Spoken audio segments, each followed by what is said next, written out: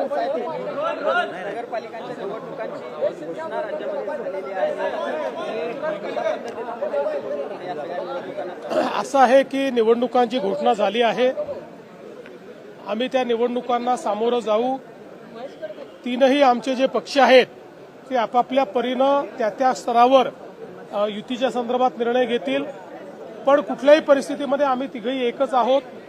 कुठे युती झाली नाही तरी आमची पोस्टपोल युती होईल।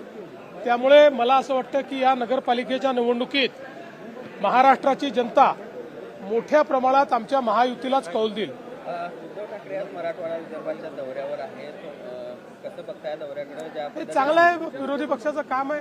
पहिल्यांदा उद्धवजी बाहेर पडले आहेत, त्यामुळे मला आनंद आहे।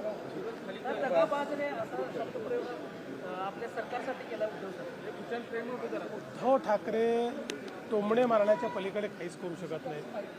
मी तर यापूर्वी देखील सांगितलं की विकासावर केलेलं त्यांचं एक भाषण दाखवा आणि 1000 रुपये मिळवा।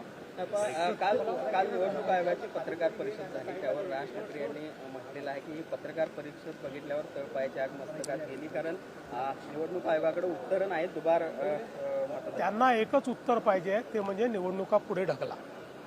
त्यांना दुसरं कुठलंही उत्तर अपेक्षित नाही आणि सुप्रीम कोर्टाच्या आदेशामुळे निवडणुका पुढे जाऊ शकत नाही। त्याच्यामुळे त्यांना अपेक्षित उत्तर मिळू शकत नाही।